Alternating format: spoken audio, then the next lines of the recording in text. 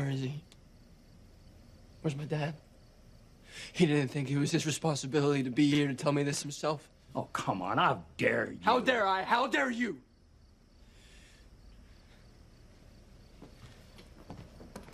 Where are you going? Peter, come back here, please.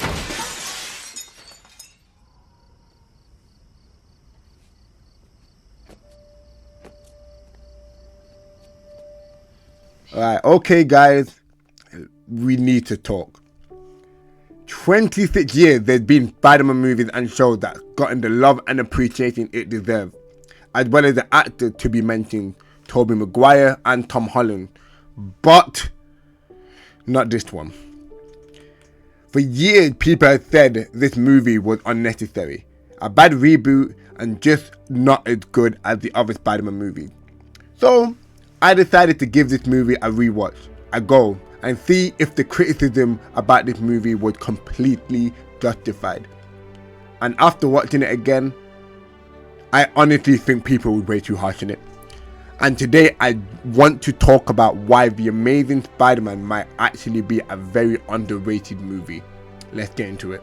Reason being why many people criticize this movie is mainly because of the story, the portrayal of Peter Parker, and also the plot holes that have been happening within the movie. But after rewatching it, I don't necessarily think that's the case. The first thing I want to talk about is Andrew Garfield and his performance as Peter Parker and Spider-Man.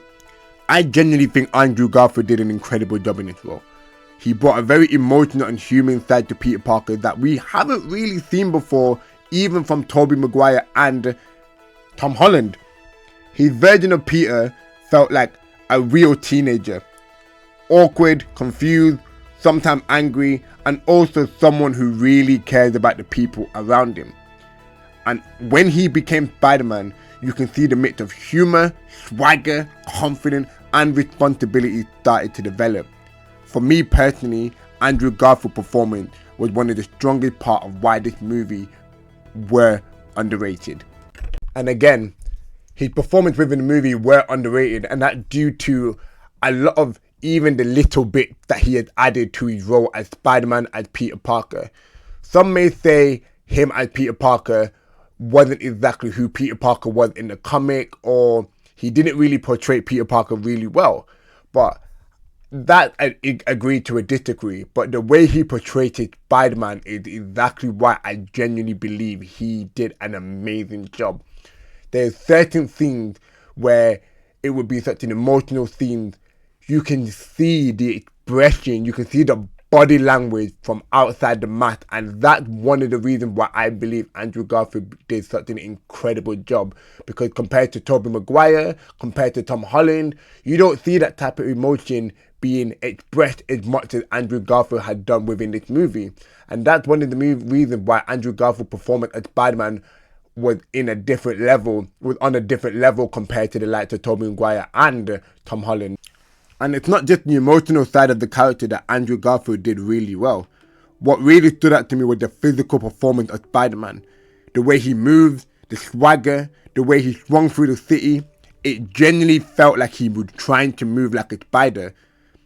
If you look closely at a lot of his web swinging scenes, and even his fight scene, specifically against the lizard at the high school, there's a lot of crawling, twisting, quick agile movement.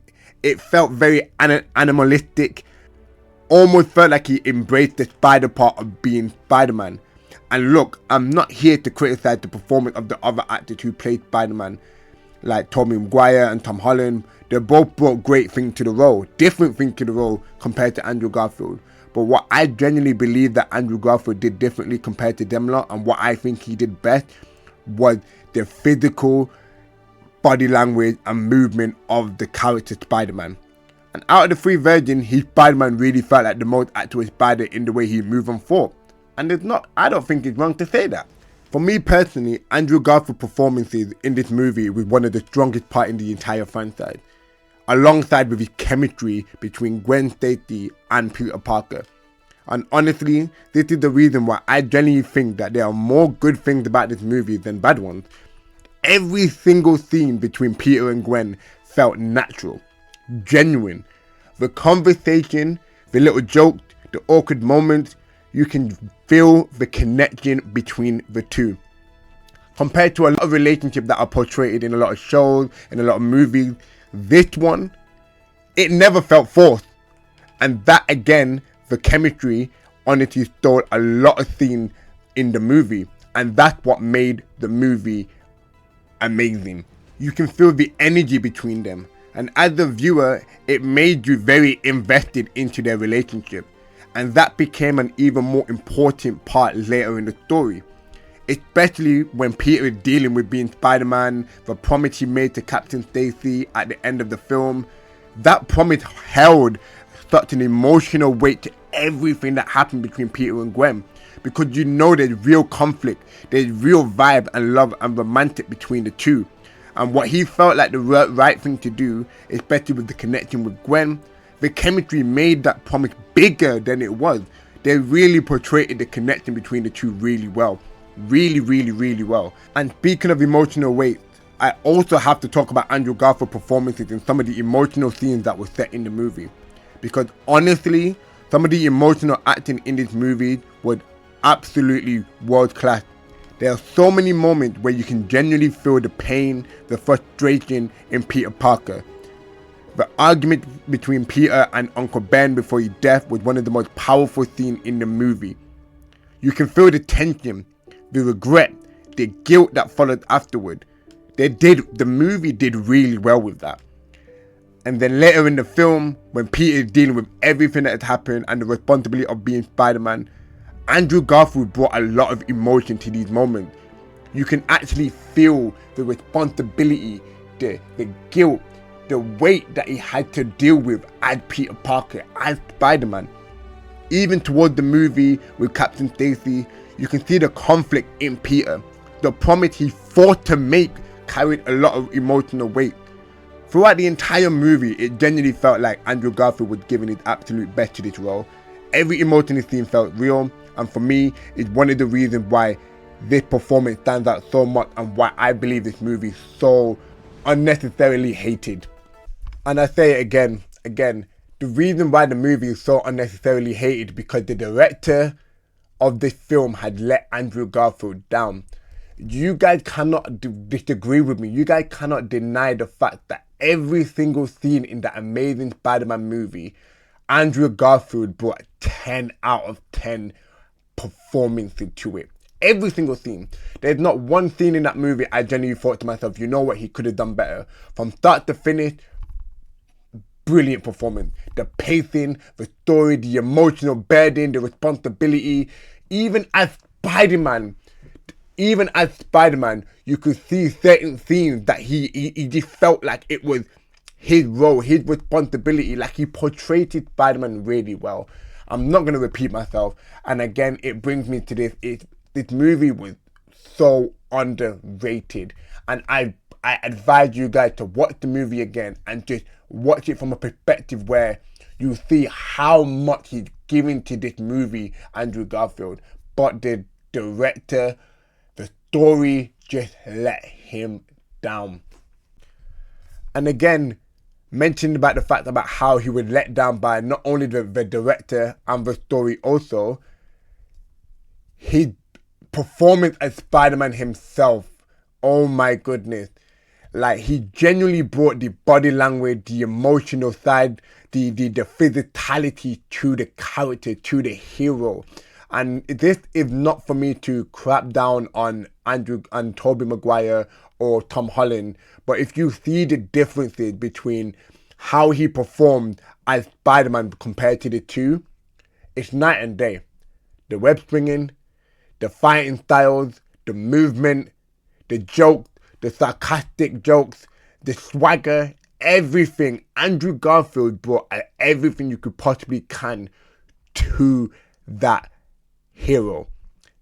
And I can compare it to Heath Ledger, where he was the Joker in Batman in the Dark Knight Rises.